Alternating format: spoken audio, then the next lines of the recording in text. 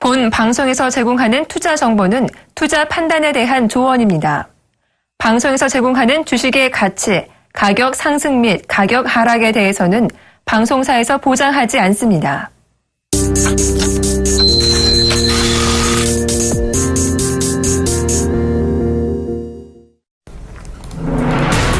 안녕하십니까. 2부로 다시 왔습니다. 출발 증시 와이드의 최혜린입니다. 우리가 연휴 보내는 동안 옐런 의장이 미국의 금리 인상 시기를 연내 어느 시점에서 반드시 하겠다라고 기정사실화했죠. 앞서 4월 FMC 의사록을 통해서 봤을 때 6월 달, 당장 다음 달 금리 인상은 어렵겠다는 분위기가 있었는데 그러면 올 한 해 어디라는 그 시점에 대해서는 9월이 현재 금리 인상 첫 시기로 유력시 되고 있습니다. 자, 이런 가운데 오늘 외국인들이 어떤 움직임을 보여줄까 역시 옐런 의장의 발언과 관련해 주목을 받고 있는데요. 우리가 쉬는 동안 그리스 문제는 아직 해결이 안 된 것 같고 일단 지난주 마지막 거래일 마감가 기준으로 보면 코스피는 2140선까지 훌쩍 뛰어넘는 강한 반등의 모습을 보여줬습니다. 수급도 좋아졌죠. 기관이 16거래일 만에 강하게 사진 않았지만 팔지 않았다고 하고요. 외국인도 9거래일 연속 사면서 올 들어 한국 주식을 9조 넘게 매입한 상태에 와 있습니다. 경기 민감주들의 반응도 아주 돋보였었는데요. 코스닥은 쌍봉에서 하필이면 제약 바이오의 힘이 떨어지자 약간 주춤하는 모습도 대조적으로 보여졌었습니다. 이런 가운데 오늘 외국인들의 움직임도 중요하겠지만 종목별로 중요한 뉴스들이 터지고 있습니다. 조금 전 들어온 긴급 뉴스인데요. 제일모직이 삼성물산을 흡수 합병하기로 이사회에서 결의를 했다고 합니다. 제일모직은 주말에 안타까운 뉴스의 주인공이기도 했습니다. 김포의 물류창고에서 화재가 나면서 경비 직원 한 명이 사망을 한 그런 안타까운 뉴스를 전해줬었는데 오늘 제일모직, 삼성물산 두 종목은 9시 30분까지 일단 매매 거래 정지가 되고요. 9시 반 이후부터 주가가 움직이게 될 텐데 주가 움직임 미리 한번 좀 예측해보는 그런 시간도 잠시 후에 갖겠습니다. 그리고 게임즈의 모습이 최근에 굉장히 부진한데요. 컴투스도 거의 신저가를 쓰고 있죠. 금요일에 장 끝나고 나서 1,900억 정도 유증하겠다라고 얘기를 했습니다.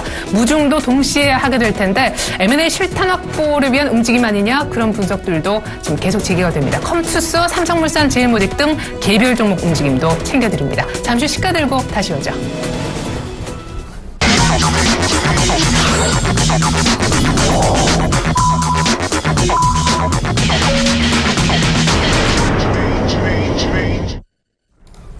네, 5월 26일 화요일 우리 장 이제 막 시작이 되고 있습니다. 오늘 출발 상황에 도움 말씀 주시고자 두 분의 전문가가 나와주셨습니다. JB스탁의 김진경 연구원, 샘플러스 오현진 멘토님 인사 나누죠. 두 분 안녕하세요. 네, 안녕하세요. 자, 먼저 개장을 이제 막 했습니다. 이제 막 개장가가 뜨고 있는 상황인데 오늘 체크 포인트가 있다면요. 먼저 김진경 연구원님이 짧게 한 말씀 해주시죠. 네, 아무래도 시장 분위기가 전반적으로 그리스로 좀 시선이 집중이 되는 것 같습니다. 아무래도 그리스 디폴트라는 좀 우려감이 소폭 좀 작용이 되면서 우리나라 국내 증시에도 아무래도 좀 부담감이 좀 작용이 되지 않을까 이렇게 예상이 들고 있고요. 하지만 다만 기술적으로 봤을 때는 크게 추세를 좀 무너지는 일이 없겠다 이렇게 좀 예상이 들고 있습니다. 어쨌든간 외국인이라는 좀 강한 순매수가 좀 어느 정도 지수를 강하게 뒷받침이 되어주고 있기 때문에 이런 부담감은 좀 단기적으로만 작용되겠다. 저는 이렇게 좀 예상이 들고 있습니다. 예, 그래요. 일단 상승 추세는 괜찮다. 그리스 문제는 크게 악재가 될 것 같지는 않다 들었습니다. 오현진 멘토님은요? 네, 저도 글로벌 리스크적인 부분은 크게 그렇게 무리는 없다라고 생각은 하고 있는데 수급적인 부분에서 부담이 발생을 하고 있습니다. 외국인이 5월달 들어서 분명히 순매수 강도를 상당히 낮추고 있는 모습이고 과거에도 외국인이 추세적으로 매수를 할 때 국내 시장이 약 10조 원 정도를 연속적으로 샀거든요. 근데 지금까지 누적 순매수 규모를 보면 8조에서 9조 원입니다. 그래서 과거 10조 원 규모에 거의 근접해 있다라는 부분. 그리고 앞서 말씀해 주신 대로 역시 기준금리 인상에 대한 이슈가 올해 내내 좀 부각될 가능성, 그러니까 하반기에는 그런 부분들 때문에 외국인의 수급이 주춤할 가능성이 있습니다. 그렇다면 결론적으로는 지수를 그동안 끌어올렸었던 외국인의 수급이 주춤할 가능성이 있다. 결국은 실적과 모멘텀을 가진 개별주에만 주목하시는 관점으로 접근을 하셔야겠다 말씀드리도록 하겠습니다. 네, 잠시 후 개별 종목은 저희가 돌발 종목 시간에 따로 한번 전체적으로 살펴드리도록 하겠습니다. 자, 그리고 컴투스는 유증 발표 이후에 지금 7% 정도, 6% 이상 개파락하면서 개장을 했는데요. 잠시 조금 회복을 할지 다시 한번 살펴드릴 것을 약속드리겠습니다. 개장가 이제 막 뜨는 것 같은데요. 코스피는 파란불 들어오네요. 김진경 연구원님. 네, 일단 시장은 조금 강박권에서 시작하는 모습 보였지만은 바로 조금 약세로 돌아서는 모습 보여지고 있습니다. 일단 처음에는 한 2146선에서 시작이 되는 네. 모습 보여지고 있는데요. 일단은 조금 강하게 좀 보이자 반등을 보이면서 추세를 좀 이끌어오는 모습 보여지고 있기 때문에 제가 봤을 때는 아무래도 저항선이 한 2150선 부분에 좀 자리가 잡혀 있기 때문에 단기적 2150 60선을 강하게 돌파할 수 있을지 여부를 좀 살펴보시는 것이 좋겠다. 이렇게 좀 말씀드려볼 수가 있겠고요. 현재 코스닥 상황 살펴보도록 하겠습니다. 현재 코스닥 상황은 0.16%가량 상승한 714선에서 거래가 되는 모습 보여지고 있는데 일단 코스닥의 추세로 봤을 때는 전반적으로 크게 좀 무너뜨리지 않는 모습 보여지고 있습니다. 소폭 이제 조정을 보이다가도 강하게 좀 반등세를 보여지고 있는 모습 나타내고 있고요. 코스닥 지수의 경우는 크게 어떤 좀 단기적으로 봤을 때 11선 이탈하지 않는 이상 꾸준한 추세 이어갈 수 있겠다. 이렇게 좀 예상을 들고 있고요. 환율의 경우는 제가 봤을 때 아무래도 당분간으로서 한 1,100원 선 부분이 워낙에 좀 강한 저항대로 좀 잡혀 나가고 있는 모습이기 때문에 아무래도 1,100원 선을 좀 크게 이제 돌파를 하기는 좀 어려울 것으로 보여지고 있고요. 제가 봤을 때는 좀 단기적으로 봤을 때는 한 1,090원대에서 1,100원 선 사이에 좀 움직여지지 않을까 이렇게 예상이 들고 있습니다. 네. 자, 금요일장 많이 올랐었던 코스피는 약간 숨을 고르고 코스닥은 다시 한번 힘을 내는 그런 모습인데요. 옐런 발언 때문에 강달러가 다시 시작되면서 오늘 달러원의 갭업 출발했습니다. 잠시 후에 FX 시장도 조금 더 자세하게 들여다볼 거예요. 오현진 멘토님, 업종별 분위기는 어떤지 궁금합니다. 사실 금요일장에서 제약바이오 별로 좋지 않았고 경기 민감주들의 반등이 두드러졌었는데 오늘 아침은요? 네, 오늘 보시면 이제 지수도 뭐 크게 오르거나 크게 떨어지는 흐름은 아니에요. 그렇기 때문에 업종 역시도 크게 오르거나 크게 떨어지는 업종이 눈에 띄게 나타나고 있지는 않습니다. 네. 그래서 지금 장 시작 후에는 약간 눈치 보기 장이 편성되고 있다 이렇게 판단을 하고 있고요. 그래도 특징적으로 올라가는 업종 하나는 전기전자입니다. 0.27% 정도 반등하는 모습인데 최근에 보시면은 이제 IT 업종 대형주도 그렇고 부품주 특히 상당히 좀 부진한 모습들이 나타났습니다. 아무래도 스마트폰 매출 둔화에 대한 우려감이 강하게 반영되었다라고 보는데 실제로 1분기 실적은 그렇게 크게 나쁘지 않았거든요. 그리고 2분기에는 소폭이나마 개선될 것으로 보이는 만큼 현재 시점에서 IT 부품주는 좀 옥석 가리기가 필요한 시점이다. 그래서 충분히 가격적인 메리트를 가진 종목군들 공략해볼 수 있을 만한 위치다. 이렇게 판단하고 있고요. 두 번째로 의약품이 0.3% 조금 미약하지만 강세를 보여주고 있습니다. 일성신약이라든지 국제약품, 동성제약 전반적으로 강세를 보여주고 있고요. 의약품에 대한 랠리는 쉽게 끝날 랠리는 아닙니다. 하반기까지는 지속적으로 종목별 체크포인트를 좀 가져가실 필요가 있지 않을까 판단하고 있고요. 반면에 아주 눈에 띄게 하락하는 업종 증권업종입니다. 1.4% 정도 하락하는 모습인데 역시 오늘 지수가 크게 밀리지 않음에도 불구하고 이제 증권 지수가 좀 밀리고 있다는 것 그만큼 기대감이 좀 선반영되었었던 부분이고 채권금리 상승이라든지 뭐 여러 가지 부담들이 있는 것이 사실이지만 제가 볼 때 지금 가장 큰 부담감은 거래대금 감소입니다. 최근에 올라오고 있었던 거래대금이 5월 들어서 급격하게 위축되고 있거든요. 그렇다면 브로커리지 수익에 대한 부담감 다시 한번 발생할 수도 있기 때문에 증권주에 대해서는 계속해서 보수적인 관점을 말씀드릴 수 있지 않을까 싶고요. 통신주도 오늘 좀 0.6% 정도 하락하고 있습니다. 아무래도 ARPU 하락 요금 인하 이후에 통신주가 지속적인 약세를 보여주고 있는데 저는 지금은 오히려 통신주를 매수할 수 있는 좋은 기회다라고 판단을 하고 있어요. 실제로 이제 통신주들이 뭐 요금을 내리기는 했지만 그런 부분들 그러니까 내릴 수 있는 이유에 대해서 생각을 해야 됩니다. 그만큼 투자가 이미 마무리가 된 상황에서 추가적인 비용 부담이 크지 않기 때문에 통신사들이 이렇게 요금을 내릴 수 있는 것이고 앞으로 마케팅비 인하라든지 그런 부분에 있어서 충분히 이득을 취할 것이기 때문에 실적이 생각만큼 크게 나빠지지는 않습니다. 장기적인 관점에서는 오히려 관심을 가져야 될 섹터다 판단하고 있고요. 네. 그 외로 강한 섹터를 보시면 정보기기와 인터넷 부분입니다. 아무래도 월드 IT쇼가 임박해 있는 상황이기 때문에 관련해서 IT 관련주들 조금 움직일 수 있는 가능성들이 있다는 부분을 먼저 염두를 해두시면 될 것 같고요.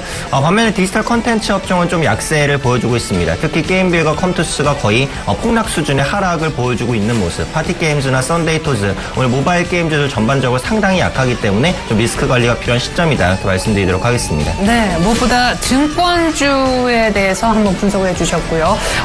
바이오, 의학, 제약 이쪽은 뭐 쉽게 무너질 섹터는 아닌 것 같다라는 얘기도 한번 해주셨었습니다. 저희가 이따가 게임주는 조금 더 자세하게 그렇게 들여다볼 예정이 있습니다. 이번에는 수급을 좀 더 살펴보고자 하는데요. 자, 코스닥까지 파란불로 바뀌었습니다. 양시장 모두 강보합으로 괜찮게 출발했다가 일단은 마이너스권으로 똑같이 떨어지고 있는데 수급도 비슷하게 진행되네요. 네, 지금 현재 양시장보다 기관에서 좀 매도가 나오는 모습 보여지고 있습니다. 코스피 시장에서는 아무래도 개인과 외국인이 좀 매수를 보여지고 있지만은 기관이 한 57억 원 정도 좀 매도를 보이면서 이러한 부분도 좀 시장에는 한 어느 정도 좀 부담이 미치지 않았나 이렇게 좀 예상이 들고 있고요. 코스닥 시장도 마찬가지로 기관에서도 좀 16억 원 정도의 좀 매도를 보여지고 있습니다. 오늘 아무래도 최근 들어서 그 외국인이 좀 매수를 보여지고 있지만 기관이 좀 매물 추세를 어느 정도 좀 보여지고 있기 때문에 아무래도 기관의 움직임을 좀 살펴보실 필요가 있겠다 이렇게 좀 말씀드려볼 수가 있겠고요. 업종별로 살펴보도록 하겠습니다. 현재 이제 업종별로 코스피 시장에서 상황을 본다면은 전반적인 대부분 업종들은 좀 매도로 보여지고 있는데요. 일단 전기전자 업종을 제외를 하고는 좀 대부분의 업종 위주로 좀 매도세가 나오고 있는 모습입니다. 현재 전기전자 업종의 경우는 외국인 기관이 한 150억 원, 그리고 기관의 경우는 24억 원 정도 좀 매수를 보여지고 있는 상황이고요.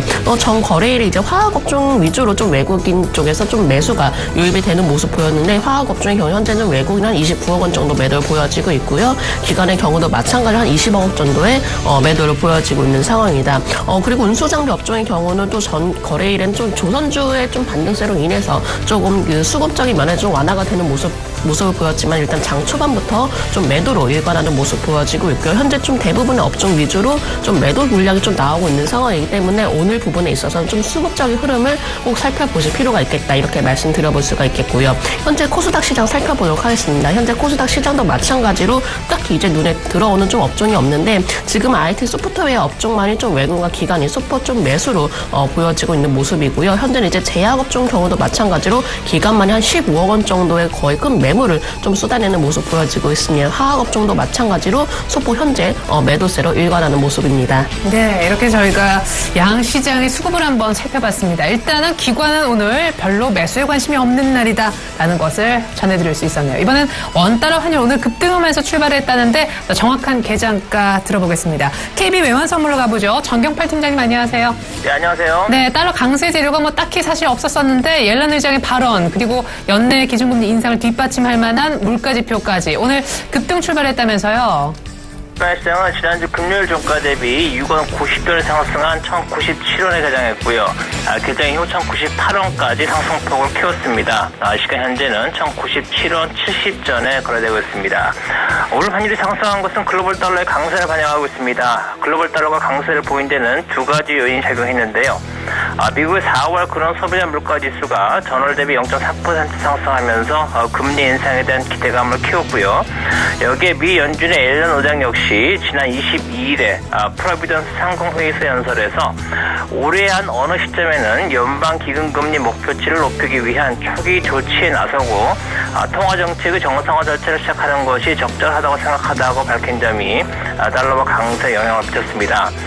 옐런 의장의 발언은 이전보다도 구체적인 금리 인상 시기와 의지를 밝혔다는 점에서 의미가 있고요. 그동안 미 연준 내에서는 인플레이션 상승에 대해서 선제적으로 대응해야 한다는 의견과 모든 지표를 확인하고 후행적으로 대응해도 아무런 문제가 없다는 의견으로 양분되어 있던 상황이었습니다만, 이번 옐런 의장의 발언을 통해서 전자의 손을 들어준 셈이라고 볼 수 있습니다. 현재 시장은 9월 금리 인상 가능성에 무게를 두고 있고요. 그만큼 미 경제 지표가 크게 실망스러운 모습을 보이지 않는다면 향후 4개월간 금리 인상 가능성을 반영한 미 국채금리 상승과 이를 반영한 달러와의 강세를 예상해 볼 수 있겠습니다. 해외 주요 통화상은 달러 강세를 반영하면서 주요 저항선이나 지지선을 돌파하는 모습인데요. 달러 엔의 경우 주요 저항선인 121.40엔을 사행 돌파해서 전 고점인 122.02엔을 향해 갈 것으로 예상이 되고요. 전 고점을 돌파할 경우 금리 인상을 앞둔 마지막 상승차가 시작되었다는 것을 후행적으로 확인할 것으로 보입니다. 유로달러 경우 역시 주요 지지선이었던 1.105달러가 하향 돌파되었고요. 단기적으로 1.08달러 중반대를 향해서 하락세를 이어갈 것으로 보고 있습니다. 달러 원의 경우는 1,100원 저항선을 돌파하는 것이 1차 과제가 되겠고요. 1,100원을 사양 돌파할 경우 1,112원이 다음 저항선이 될 전망입니다. 달러 원은 지난 4월 14일과 5월 13일 두 차례에 걸쳐서 1,100원의 강한 저항을 경험한 바가 있고요.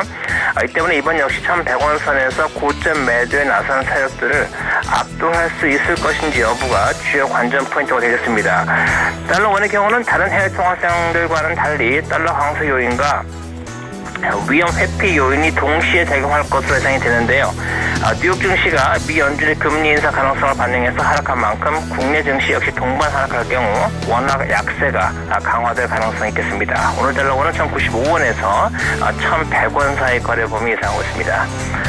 달러원 제넷 옐런 연준 의장의 연내 기준금리 인상 발언 때문에 오늘 급등하고 있는데 1,100원대 매물을 소화할 수 있을지가 관건이다 하셨습니다. 1,100원 선 확실히 넘기면 1,112원이 이제 다음 지지선이 될 거다, 그런 얘기해 주셨습니다. 정경팔 팀장님 감사합니다. 네, 감사합니다.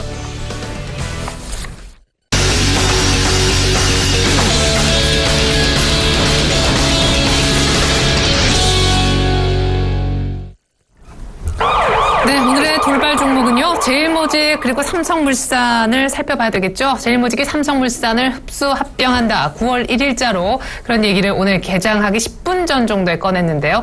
우리 종목 얘기하지 마세요. 그랬었던 제일모직과 삼성물산이 드디어 일을 내는 그런 모습입니다. 아직까지 지금 주식은 매매 거래가 지금 정지되어 있거든요. 8시 45분부터 시작된 이 매매 정지 거래가 9시 한 30분까지 계속 지속이 될 겁니다. 9시 30분 이후에 풀려서 어떤 움직임을 보일지 미리 한번 얘기를 좀 들어보고 싶은데요.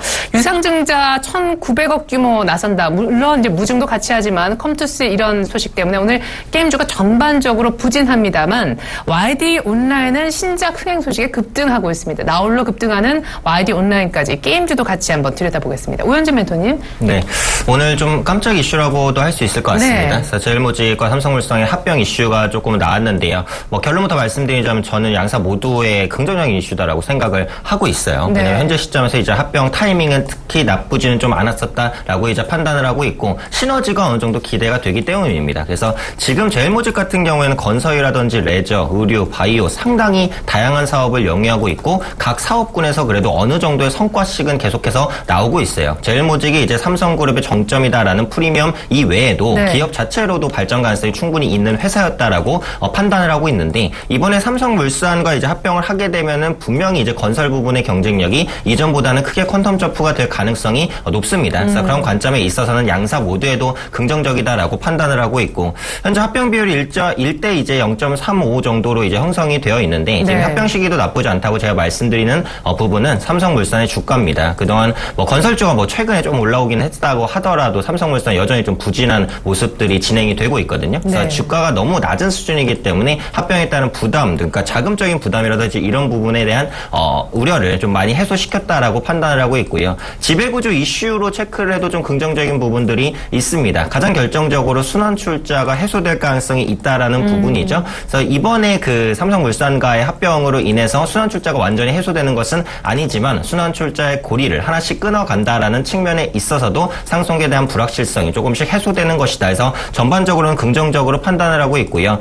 증시에 미칠 영향은 제가 볼 때는 단기적으로는 불확실성이 확대되면서 좀 흔들릴 수도 있겠지만 장기적으로 크게 악영향을 미치거나 하지는 않을 것 같습니다. 왜냐하면 이번에 제일모직과 삼성물산이라는 합병 자체가 기존에 없던 게 아니었어요. 계속해서 가능성이 네네. 얘기가 돼 왔었고 몇 달 전부터 언급이 있었던 것이기 때문에 시장이 어느 정도는 예상을 했었던 이슈가 아닐까. 그래서 그런 관점에 있어서는 단기 변동성이 있다라고 하더라도 제일모직이라든지 삼성물산 큰 흐름에는 변함이 없고 조금 중장기적으로 길게 보자면 양사 모두의 긍정적인 이슈가 되지 않을까 판단하고 있습니다. 네, 이번에는 게임빌, 컴투스 그리고 YD 온라인 얘기를 한번 해보겠습니다. 컴투스가 갑작스럽게 1,900억 정도 유증 그리고 그 밖에 무증도 동시에 실시하겠다라고 했는데 M&A를 위해서 현금 확보 차원이다라는 말이 맞나요? 그게 맞다면 인수 대상은 어디 정도로 지금 좁혀지고 있는지 말이 나온 게 있는지요? 사실 제가 볼 때는 이제 M&A를 당장 실행할 가능성은 별로 없다라고 보고요. 네네. 일단은 신규 게임 개발비를 마련하기 위한 차원이 조금 더 강하지 않을까라는 생각은 가지고 있습니다.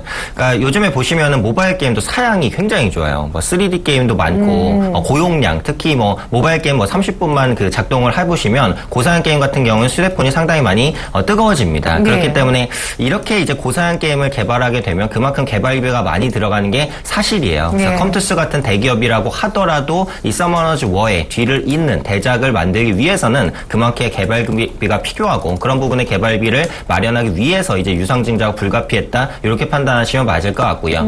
일단 유상증자가 실행되는 규모가 1,900억인데 작지 않습니다. 그렇죠. 현재 컴투스의 시가총액이 1조가 조금 넘는 수준이기 때문에 현재 발행된 주식의 10% 정도를 발행을 한다라는 부분이니까 지금 발행되는 만큼 주가가 거의 떨어졌다라고 판단하시면 될 것 같고요.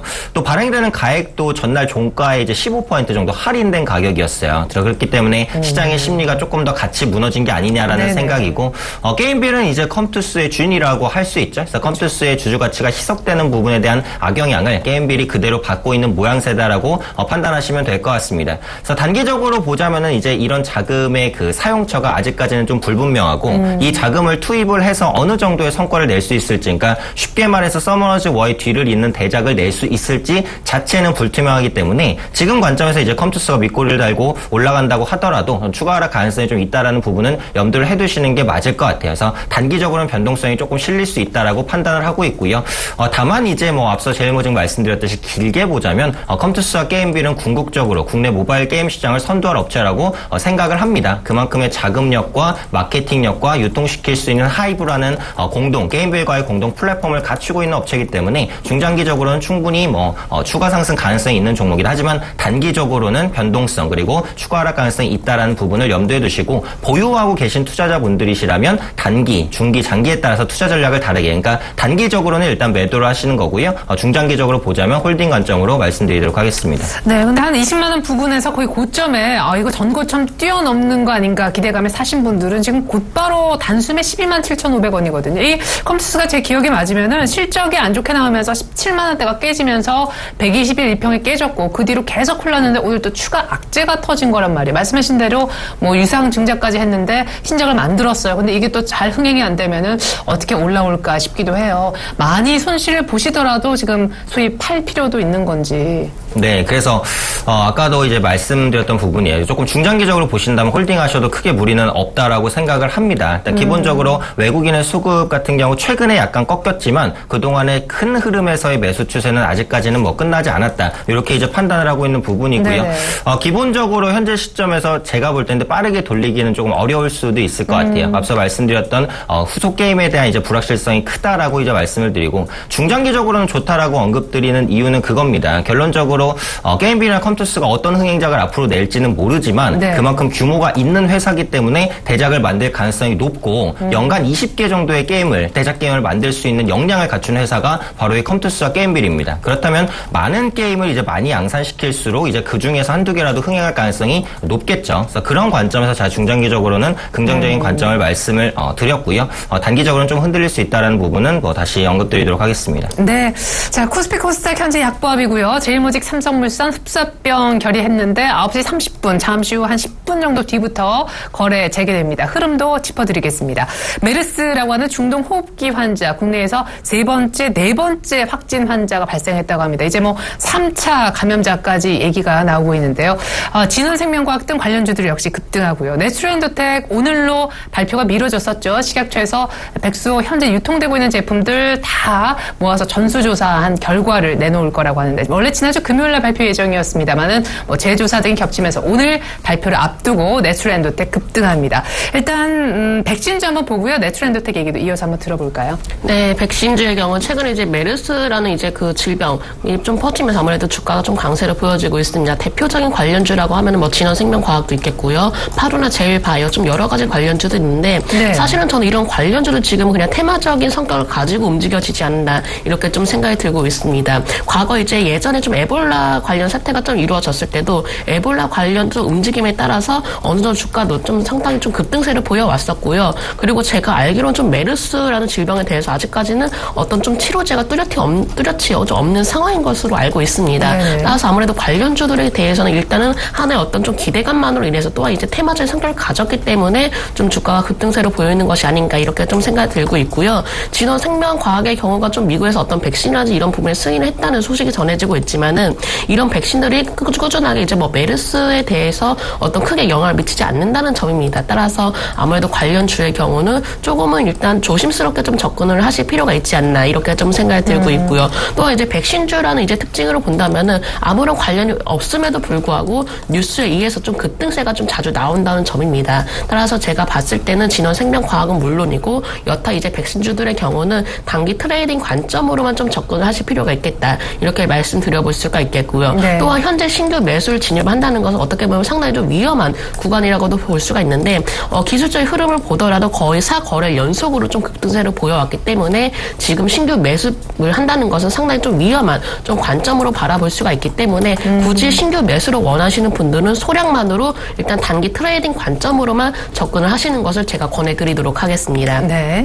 두 번째 종목 살펴보도록 하겠습니다. 네, 두 번째 종목 바로 내추럴엔도텍인데요. 내추럴엔도텍 이제 식약청 발표를 좀 앞두고 나서 오늘도 현재 좀 7%대 급등세를 보여지고 있는 상황이고요. 최근 이제 거래량이 어느 정도 좀 급증이 하면서 주가가 서서히 좀 반등세를 나와지고 있는데 제가 봤을 때는 이러한 물량들이 아무래도 투기성 좀 자금이 몰리는 것이 아닌가 이렇게 좀 생각이 들고 있고요. 어쨌든 어쨌든 이런 투기성 자금들이 좀 저가 매수를 좀 위해서 좀 서서히 좀 거래량이 높아지면서 좀 매수가 유입이 되는 모습입니다. 하지만 내추럴 엔도텍의 경우는 아직까지는 저는 좀 접근을 할 수 있는 좀 매력이 아직은 없다. 이렇게 좀 말씀드려야 될 것 같습니다. 네. 어쨌든 식약처에서 어떤 결과가 나올지는 아직까지는 확실치 않은 상황이지만은 일단 내추럴 엔도텍에서 나오고 있는 제품들이 어느 정도 신뢰성을 좀 소비자들한테 잃은 상황이기 때문에 일단 내추럴 엔도텍의 경우는 아직까지는 뭐 뚜렷하게 모멘텀이라든지 매력도는 좀 느끼지 못한다. 이렇게 말씀드려볼 수가 있겠고요. 굳이 어떤 좀 매력을 찾는다면 그래도 저가 매수라는 부분에서만 조금 어느 정도 느낄 수가 있는데 저가 매수를 하게 되더라도 아직까지 내추럴 엔도텍에 대해서 어떠한 좀 불확실성이 남아있는 상황입니다. 아직까지 뭐 백소라는 부분이 어떤 좀 결과치를 내놓을지도 좀 모르는 상황이고요. 따라서 내추럴 엔도텍의 경우는 그냥 단기적인 관점으로만 접근을 하실 필요가 있겠고요. 만약에 현재 보유하고 계신 분들이라면 한 15,000원대 부분에서는 어느 정도 좀 이익 실현을 하는 구간이다. 저는 이렇게 말씀드려보도록 하겠습니다. 네, 내추럴 엔도텍 오늘 식약처의 전수조사 결과 발표를 앞두고 급등하는데 15,000원 정도에서는 좀 팔았으면 현금화 사인도 나왔습니다. 자, 이번에는요, 대우인터를 한번 볼게요. 자원 부분의 매각설이 제기가 되면서 오늘 급락하고 있습니다. 밑골이 조금 달고 있긴 한데 이전 저점을 깰 수도 있었던 오늘 아슬아슬한 순간에서 일단 낙폭을 조금 줄여주고 있네요. 한화케미칼이 이 분위기 속에 신고가입니다. 2분기 실적 개선 기대감 때문이라고 하는데 한화케미칼 얘기에 앞서서 대우인터 얘기 먼저 한번 들어보죠. 네, 대우인터내셔널은 이제 상사 업종이기는 한데 사실 이 매각 이슈가 이렇게까지 큰 악재냐? 아주 큰 악재다라고 볼 수 있겠죠. 왜냐하면 대우인터내셔널 자체가 주가가 움직일 때는 이 미얀마 가스전이라는 부분에 의해서 한 80-90% 이상이 연동돼서 움직였다라고 생각을 하고 있어요. 그래서 미얀마 가스전에 이제 수익이 개선된다라는 이슈가 있을 때 대우인터내셔널이 급등했고 뭐 유가 하락으로 인해서 가스전 가치가 하락할 것이다라는 안 좋은 전망이 있을 때 이제 대우인터의 주가가 크게 밀리는 모습들이 나타났거든요. 그렇다면 그렇게 주가를 크게 움직였었던 핵심 포인트인 자원 부분을 분할해서 매각한다라고 했을 때는 현재 대우인터에 남는 것이 무엇이냐라는 생각을 가지게 합니다. 그런 관점에서 이런 분할에 대한 악재는 이제 주가에 그대로 반영이 되고 있는 것이다라고 생각을 해주시면 될 것 같고요. 일단은 설입니다. 아직 확정된 것은 아닌데 사내 게시판에 이제 자원사업 부분의 개선을 검토한다라는 뭐 글이 올라왔다고 그래요. 제가 뭐 사내 게시판을 보지는 못했으니까 정확하게 말씀은 못 드리겠는데 이런 설이 나타나는 것 자체가 분명히 부담스러운 요인이다라고 생각을 하고 있고 실제로 자원 부분을 분할하거나 매각하게 된다면 현 수준에서 추가적인 주가 급락이 충분히 나올 수 있습니다. 그래서 현재 시점에서는 분명히 불확실성이 지배하는 가격대에 있는 구간이기 때문에 앞서 컴투스를 말씀드릴 때와 마찬가지로 재차 하락할 가능성이 있다라는 부분을 말씀을 드리고 싶고요. 근데 반면에 이제 반대적인 부분도 있어요. 이번에 분할이라든지 매각 자체가 크게 신빙성이 없는 이슈다, 해프닝이었다 이렇게 끝난다면 뭐 낙폭을 전체적으로는 다 되돌릴 수 있을 것이고 그동안 유가 하락 때문에 미얀마 가스전의 가치 하락에 대한 우려가 굉장히 컸습니다만 요즘에 보시면 국제유가 약 60달러 수준에서는 좀 견조한 수준입니다. 그래서 네네. 지금 관점에서 이제 유가가 점진적으로 올라갈 가능성이 높지 뭐 떨어질 가능성이 높지는 않은 상황에서 가스전에 대한 가치는 재조명될 가능성이 높기 때문에 이번 이슈가 사실로 밝혀질지 그렇지 않을지에 따라서 이제 주가가 크게 영향을 받지 않을까 이렇게 판단하고 있습니다. 예. 자, 이렇게 해서 저희가 대우인터 한번 살펴봤습니다. 이번에는요, 일단 자원부문 매각설이었으니까 이 사실을 좀 확인할 필요가 있겠고요. 한화케미칼 한번 볼까요? 네, 한화케미칼 같은 경우 지금 2분기에 실적이 뭐 본격적으로 좋아질 수 있을 것이다라는 기대감에 오늘 주가가 좀 강세를 좀 보여주고 있는데요. 한화케미칼 최근에 흐름 보시면 상당히 좋았습니다. 그래서 관련해서 이제 태양광 관련도 치고는 상당히 강세를 좀 보여주는 모습이다. 근데 이 태양광 업종 자체가 사실 이게 수익성을 쌓기에는 저는 시간이 조금 필요할 것 같아요. 그래서 실제로 2분기에 호실적이 나올지는 지켜봐야 알겠다라고 보는 관점이고요. 지금 글로벌 폴리실리콘 가격이 킬로그램당 거의 15에서 16달러 수준까지 떨어져 있는 상황입니다. 물론 바닥은 다졌고 향후 점진적으로 올라갈 것이다라고 생각을 하고 있지만 그만큼 태양광 업종이 아직까지는 공급 과잉에 시달리고 있다라는 증거거든요. 그래서 그런 관점에서 그런 업황을 제껴두고 한화케미칼이 혼자만 이제 뭐 도야청청 호실적을 낼 수 있을 것이다라고 기대하기는 조금 어렵다라고 생각을 하고 있고 그동안 주가가 워낙에 좀 급등을 했었기 때문에 기대감이 전반적으로 반영이 된 것 같아요. 그래서 보통 이렇게 기대감이 주가에 강하게 반영된 상황에서는 실제로 실적이, 그러니까 호실적이 나온다고 하더라도 실망감이 나오는 경우도 제가 이제 많이 봤기 때문에, 그래서 결론적으로는 지금 하나케미칼 상승 추세니까 보유하신 분들은 가져가신다라고 하더라도 신규적인 접근에는 좀 무리가 있는 가격대가 아닐까 판단하고 있습니다. 네, 하나케미칼 2분기 실적 기대 급등하면서 신고가지만 신규로 사기는 좀 부담스럽다 하셨습니다. SK 하이닉스 오늘 움직임 정말 좋네요. 거의 5만 원 이번에 갈 수 있을까? 일단 49,000원까지는 오늘도 2% 뛰면서 올라왔습니다. 코스맥스가 중국 성장 기대감의 강세고요. 오늘 또 하나 중국 키워드, 앞서서 뉴스 읽어주는 남자인 예병구 멘토님께서도 짚어주셨었는데, 중국 측에서 내수 소비를 더 진작시키기 위해서 생활용품 관련해 관세를 50% 이상 인하시킨다라고 했었었죠. 뭐 예상된 호재였습니다만 모나리자 상한가에 들어갔습니다. 관련주들의 움직임도 함께 볼겠는데요. 중국 관련주 그냥 쭉 한번. 코스맥스부터요. 네, 그렇죠. 코스맥스의 경우 현재 14%대 강세를 보여지고 있습니다. 아무래도 코스맥스라고 하면 그래도 국내보다는 중국에 대해서 워낙에 큰 성장성을 좀 기대를 해볼 수가 있는데요. 심지어는 코스맥스 측에서는 중국의 어떤 공장 라인도 좀 증설을 했다는 소식이 전해지기도 했습니다. 제가 봤을 때 아무래도 중국에 대해서는 좀 중저가 화장품이 특히 이제 국내 브랜드들이 좀 어느 정도 인기를 상당히 많이 끌고 있기 때문에 아무래도 어떤 ODM 사업에 대해서 부분에서는 아마 독보적인 자리를 잡고 있지 않나 이렇게 좀 생각이 들고 있고요. 따라서 이러한 이제 성장성이라면은 코스맥스의 경우도 충분히 좀 기대를 해볼 만하다 이렇게 좀 말씀드려보도록 하겠습니다. 어쨌거나 이제 중국에 대해서 일단 어떤 소비가 상당히 늘어나고 있기 때문에 일단은 화장품 사업에 대해서도 앞으로도 중장기적으로 좀 기대를 해볼 수가 있을 것 같고요. 코스맥스의 경우도 어느 정도 좀 주가가 올라오면서 소폭의 이제 조정이 나오긴 했지만은 기술적으로 봤을 때는 크게 21선 이탈을 하지 않는 모습을 보여왔습니다. 서서히 좀 물결 차트를 그려오면서 안정적으로 성장성을 좀 그려왔었고요. 코스맥스의 경우는 현재 좀 보유를 하고 계신 분들이라면 일단 추가적으로 보유 의견을 제가 드리도록 하겠습니다. 기술적으로 본다면 일봉에서 한 번 더 좀 21선을 이탈을 하지 않는 모습 보여지고 있기 때문에 만약에 신규 매수로 좀 접근을 원하신다면은 그래도 21선 부근에서 조금 어느 정도 눌림목이 나왔을 때 접근을 하시는 의견 제가 드리도록 하겠고요. 코스맥스의 경우는 좀 목표가는 제가 어디까지 설정을 해드려야 되겠다. 이건 아직은 좀 판단을 하지는 못하겠습니다. 왜냐하면 앞으로 일단 중국의 성장성을 본다면은 코스맥스의 경우는 충분히 또 주가가 상승을 할 가능성이 있기 때문에 손절 라인만 제가 21선으로 잡아드리도록 하겠습니다. 그리고 두 번째 종목도 바로 중국에 대한 영향으로 인해서 좀 급등을 하는 모습 보여지고 있는데요. 모나리자가 좀 상한가로 진입을 하는 모습 보여지고 있습니다. 중국에서 일단 소비 어느 정도 내수 소비 진작을 위해서 관세 인하를 좀 50%가량 줄이기로 했다. 이런 소식이 전해져 왔었고요. 현재 중국에서도 좀 유아용품에 대해서 상당히 좀 관심이 모아지고 있는 상황이고요. 심지어 모나리자뿐만 아니라 뭐 보령 메디아스라지 아가방 컴퍼니 등에도 어느 정도 큰 수혜를 입지 않을까 이렇게 좀 생각이 들고 있습니다. 모나리자의 경우도 오늘 좀 그 상한가로 좀 진입을 했기 때문에 일단 당분간으로서는 좀 추가 상승 가능성이 있다 이렇게 말씀드려볼 수가 있겠고요. 하지만 모나리자의 경우가 그 전에 워낙에 좀 급등세를 많이 이어왔었기 때문에 이러한 중국 기대감이 어느 정도 주가에 지금 선반영이 되는 상황입니다. 따라서 만약에 현재 좀 진입을 하신 분들에 대해서는 좀 단기적으로 접근을 해보시는 전략 말씀드려보도록 하겠고요. 1차적인 목표가는 제가 정고점 부근이 한 7,300원 정도로 잡아드리도록 하겠습니다. 네. 자, 이렇게 해서 중국 관련주 얘기를 한번 들어봤습니다. 지금 9시 30분이잖아요. 삼성물산과 제일모직 흡수합병 결의 이후에 거래가 재개된 그런 시점인데 바로 점 상한가 두 종목 모두 다 들어가는 역시 놀라운 모습, 예상됐던 모습 나타나고 있습니다.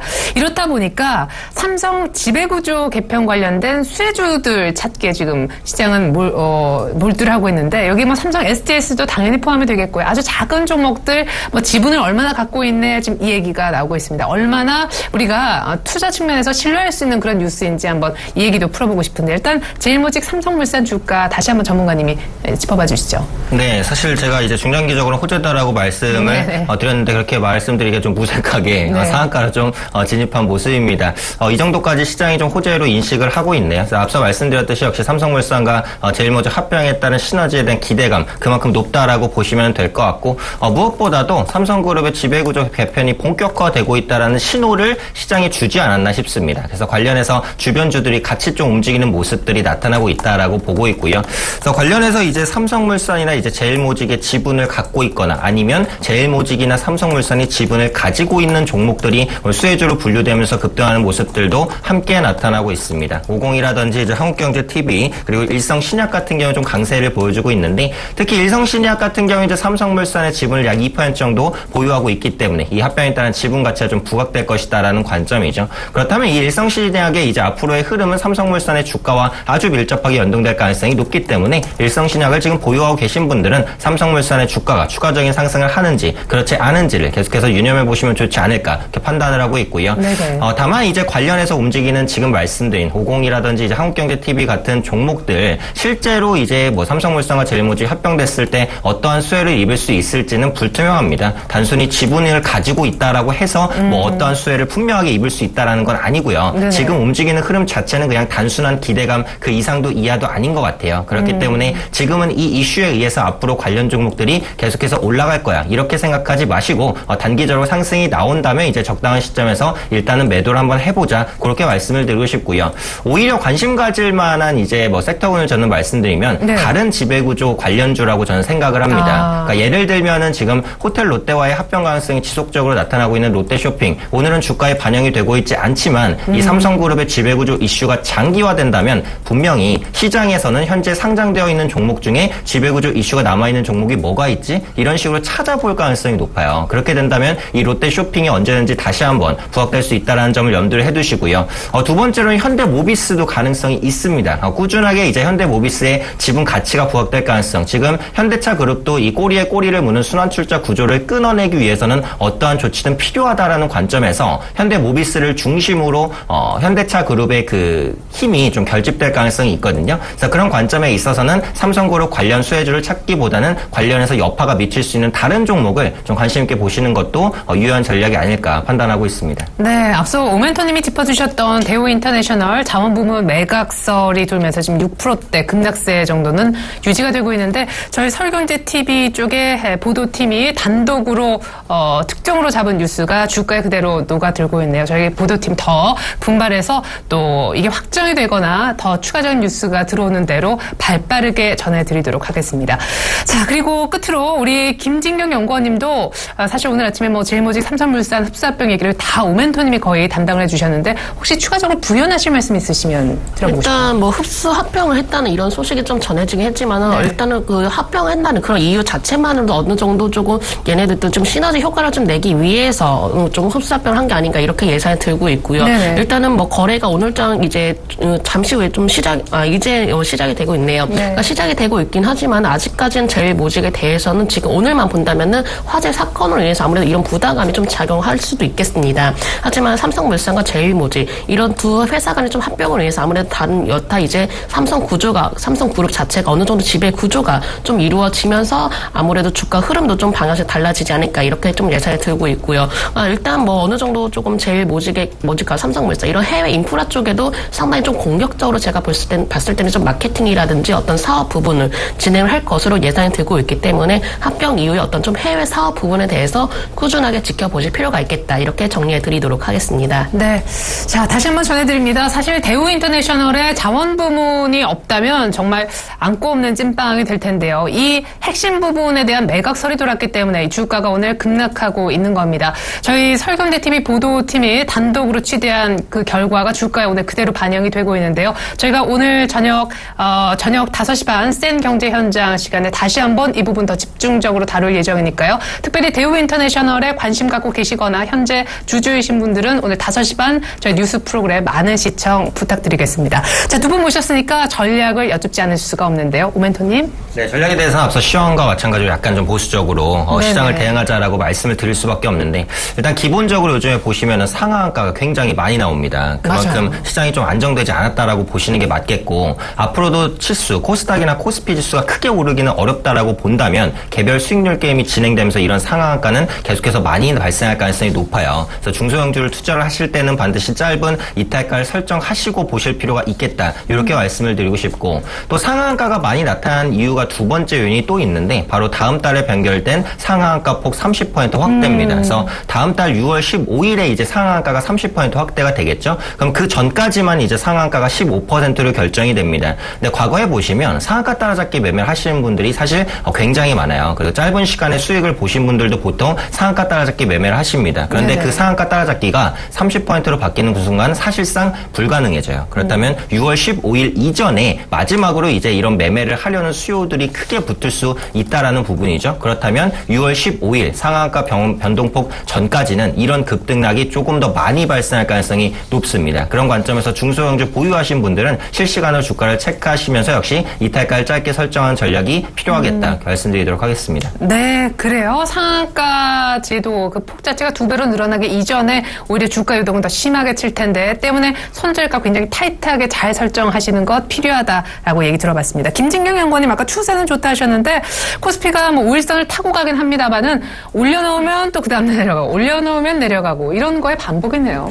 네, 그렇죠. 근데 아직까지 어떤 시장에 대해서 좀 불안감이 좀 남아있는 건 사실입니다. 그리스라는 이제 디폴트 우려감도 좀 남아있기도 하고요. 또한 이제 제닛 옐런 의장이 연내 기준금리를 좀 인상을 하겠다 이런 소식도 전해지기도 했는데 제가 봤을 때는 그 코스피라든지 코스닥에 대해서는 크게 어떤 좀 부담감이 좀 소폭 작용이 되고 있긴 하겠지만은 어떤 조금 주가를 많이 흔들 정도의 좀 영향을 미치지 않겠다 이렇게 좀 말씀드려보도록 하겠습니다. 네. 어쨌든 이런 불확 실성이 좀 남아있긴 하지만은 유럽과 중국에서는 조금 양적 완화를 좀 이루어지려는 좀 모습을 나타내주고 있고요. 미국 일단 채권 금리도 어느 정도 좀 안정세를 좀 띄어나가고 있기 때문에 일단 시장에 대해서는 어느 정도 좀 유동성 장세가 좀 더 이루어질 것이다 이렇게 좀 예상이 들고 있습니다. 또한 이제 5월장이 가장 좀 힘들었던 달이기도 했는데 5월장이 어느 정도 좀 마무리가 되어가고 있기 때문에 아무래도 6월장 부분에 대해서도 서서히 좀 주가의 안전한 흐름을 좀 예상해볼 수가 있지 않나 이렇게 좀 예상이 들고 있고요. 네네. 코스피 지수 좀 기술적으로 살펴본다 하더라도 어느 정도 좀 급등락이 좀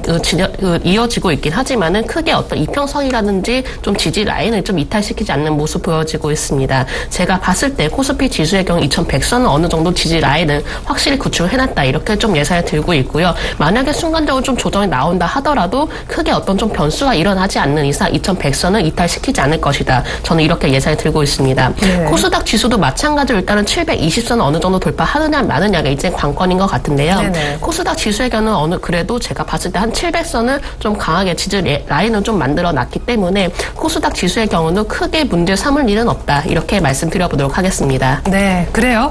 자, 2100선 오늘 좀 흔들리고 있지만 코스피가 지지선으로 삼아 이미 어느 정도 좀 탄탄하게 기초를 다져놓은 상황이라 추세는 괜찮다라는 얘기까지 들어봤습니다. JB스탁의 김진경 연구원, 샘플러스 오현진 멘토 도움 말씀 들어봤습니다. 감사합니다. 네, 감사합니다.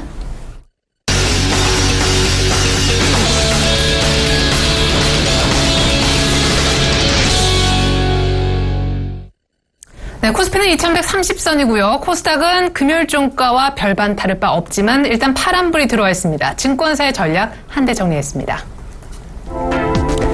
네, 먼저 우리 최승 차장님의 의견과 정영훈 팀장님, 김연겸 팀장님, 그리고 안상현 대리님의 의견 쭈르륵 나옵니다. 최승 차장님은요, 휴장 이후에 외국인들의 신규 포지션을 어떻게 세팅하는지 그것이 중요하다. 외국인들 일단은 선물에선 팔고 현물에서는 소폭 삽니다. 강력한 움직임 아직 포착 안 되고 있고요. 정영훈 팀장님은요, 유럽 쪽에서 여름에 추가 양적 완화 얘기가 있었고 중국은 또 최근에 금리 인하라는 것을 단행했었죠. 글로벌리 돈은 많다, 풍부하다 얘기해 주셨습니다. 김연겸 주식팀장님은요, 제약바이오 화장품 쪽에 단기 고점 징후가 보인다. 이 사인을 연속해서 지금 2번째 내려주시는 셈이 됐고요. 안상현 대리님은 금리가 약간 올라갔는데 그리스 리스크가 어떻게 풀리는지 좀 지켜보고 대응하는 것이 좋겠다. 일단은 현금 좀 주머니에 챙겨놓자. 분할 매도 사인 여전히 유지를 해주셨습니다. 오늘은 이 가운데 유동성 장세에 대해서 코멘트 남겨주신 정영훈 팀장님 전화로 연결해 얘기 나눠보겠습니다. 안녕하세요. 네, 안녕하세요. 네, 미국 또한 금리를 연내 올리겠다라고는 했지만 점진적인 인상을 얘기하고 있는 상황에서 유동성 장세는 변함없다. 이런 의견 유지하고 계시네요. 네, 우선 옐런 연준의장이 올해 안에 금리 인상에 대해서 좀 언급을 하면서 시장에서는 다소 좀 우려감이 좀 확산이 되고 있는 그런 좀 상황인데요. 그렇지만 지금 기준금리 인상 이후에 이제 추가 인상은 향후 이제 뭐 더딜 수 있다라는 그런 언급도 있었기 때문에 그렇게 좀 시장에서 큰 충격은 좀 없지 않을까 그렇게 좀 보고 있습니다. 지금 현재 시점에서는 뭐 시장의 이런 좀 대외적인 변수보다는 그런 좀 유동성에 좀 주목을 해야 되지 않나 그렇게 좀 보고 있고요. 유럽의 뭐 양적 완화라든지 뭐 중국의 기준금리 인하라든지 중국이 뭐 계속해서 공격적인 뭐 경기 부양책을 좀 쓰고 있는 상황이기 때문에 당분간 이제 글로벌 유동성이 풍부하다라는 점에서 봤을 때 시장은 계속해서 좀 상승 마인드로 좀 접근이 좀 필요하지 않나 그렇게 좀 보고 있습니다. 뭐 지난주 같은 경우에도 그 외국인의 안정적인 매수세가 꾸준하게 좀 지속적으로 좀 유입이 되고 있다는 점에서 봤을 때 향후에 이제 외국인의 매수세가 좀 확대가 된다라고 한다면 유동성 양세는 좀 지속이 될 것으로 그렇게 좀 보여지고 있고요. 지금 현재 최근에 뭐 새로운 좀 주도 섹터로 좀 떠오르고 있는 미디어라든지 뭐 영화 그리고 또 중국 관련해서 뭐 의류라든지 신발 뭐 그 유아용품 이런 뭐 중국 관련 섹터들에 대해서는 좀 트레이딩 접근이 좀 필요하지 않을까 그렇게 좀 보고 있습니다. 다만 지금 코스닥이 지금 한 20선 그 정고점 부근에서 좀 저항을 좀 막고 있는 상황인 만큼 지금 뭐 코스닥 신용장구 비율도 역대 지금 최고 수준에 지금 달한 상황입니다. 현재 시점에서 코스닥 같은 경우에는 뭐 한번 출렁거림이 좀 나올 수도 있는 상황이기 때문에 그동안에 좀 많이 좀 올랐던 뭐 좀 과열 양상을 좀 띄고 있는 바이오, 제약 뭐 이런 섹터들 같은 경우에는 다소 좀 투자에 좀 주의가 좀 필요하지 않을까 그렇게 좀 보여지고 있고요. 지금 최근에 주가가 좀 크게 좀 조정을 받고 있는 기존 그 주도 섹터라고 할 수 있는 증권 건설업종 같은 경우에는 추가적인 하락을 한다라고 한다면 저가 매수에 좀 나서도 좀 좋지 않을까 그렇게 좀 보여지고 있습니다. 이와 더불어서 뭐 지난주부터 계속해서 말씀드렸다시피 삼성의 그 대규모 그 반도체 투자의 그 수혜가 기대되고 있는 반도체 장비 업종에 대해서 지속적으로 좀 주목을 하는 게 좀 좋지 않을까 그렇게 좀 보여지고 있고요. 그동안에 좀 장기간 최근 들어서 그 시장에서 좀 소외됐었던 IT 섹터라든지 자동차 부품 섹터 이러한 쪽을 좀 상당히 좀 가격 매력이 좀 높아진 시점이기 때문에 지금 현재 시점에서는 코스닥이 다소 좀 높은 그런 좀 구간에 있는 만큼 상대적으로 싼 그런 좀 섹터에 대해서 좀 주목을 하는 게 좀 좋지 않을까 그렇게 좀 보고 있습니다. 네, 특별히 중국 관련 미디어 섹터는 트레이딩하자, 증권과 건설은 만약 빠지면 사자. 오늘 증권주도 그런 관점에서 매수 쪽으로 보고 계신 것 같습니다. 바이오 제약은 여전히 투자에 주의를 요구하셨죠. 지금까지 IM투자증권 여의도 본사 정용훈 팀장님의 전략 들어봤습니다. 잘 들었습니다. 네, 고맙습니다.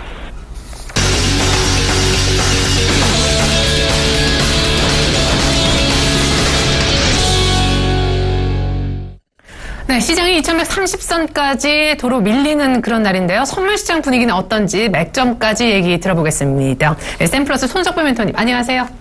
네, 안녕하세요. 네, 사실 266대까지 금요일장에서 한번 건드렸었다가 종가상은 256대 정도에서 끝이 났었는데 265대에서 끝이 났었는데 최근에 선물시장의 급등락 변동폭도 상당히 커진 모습입니다. 오늘 아침 15분봉으로도 뭐 아주 긴 장대 음봉이 출현을 했는데 일단 맥점부터 차례로 짚어주시죠. 앞서서 수급도 간단하게 볼까요? 네, 일단 수급부터 말씀드리도록 하겠습니다. 지금 개인 1079억 순 매도 중이고 외국인 164억 순 매수 중입니다.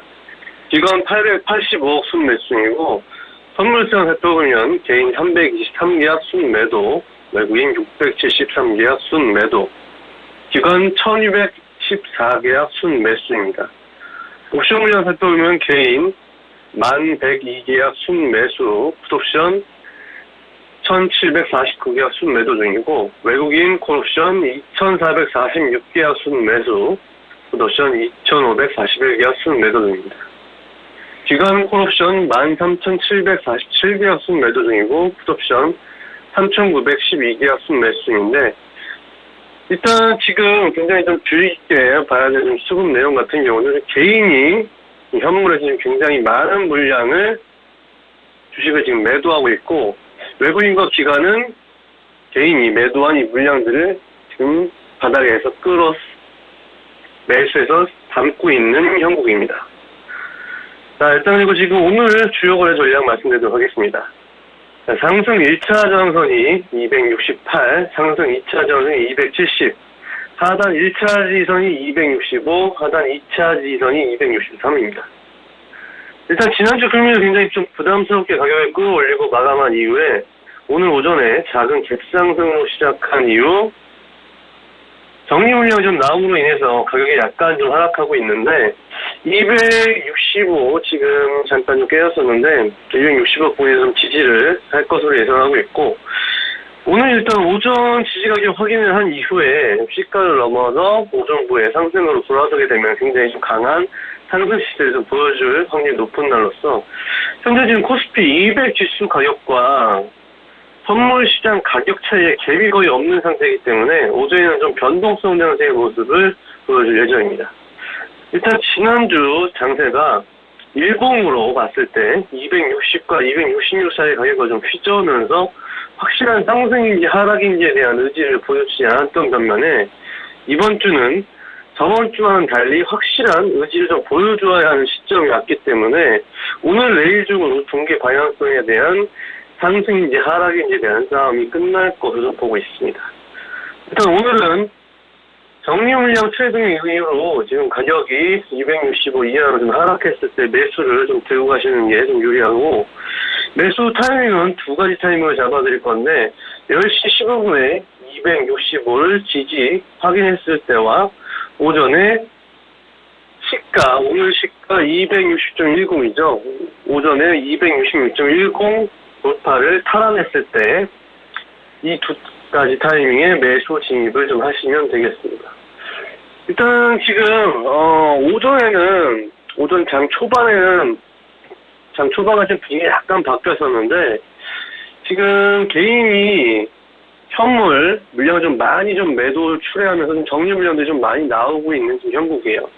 근데 지금 외국인과 기관이 그 물량들을 좀 많이 좀 담고 있기 때문에 지금 개인만 매도하고 있고 외국인과 기관은 개인이 판 물량들을 받아오면서 지금 계속 가격을 좀 끌어올리려는 모습을 보여주고 있습니다. 일단 그래서 10시 15분 가격을 좀 확인을 한 이후에 지금 또한 지수 가격과 선물 가격의 갭 차이가 지금 별로 없기 때문에 변동성이 굉장히 클 수 있어요. 근데 오전에 일단 265 지지를 확인하면 강력하게 좀 매수를 하시는 게 좋고 오전에 오늘 시가 260.10 탈환을 하게 되면 그때 또 강하게 매수 진입해서 좀 따라가시면 매수 쪽으로 수익이 크게 날 수 있겠습니다. 네, 상승이냐 하락이냐 방향성을 반드시 보여줘야 되는 것이 이번 주다라는 얘기해 주셨는데요. 오늘 지금 음봉으로 바뀌고 있습니다만 오늘 시가인 266.10을 회복한다면 곧바로 매수에 나서도 좋겠다라는 전략 들어봤습니다. 지금까지 샘플러스 손석빈 멘토와 함께했습니다. 매점 얘기 잘 들었습니다, 멘토님. 네, 감사합니다.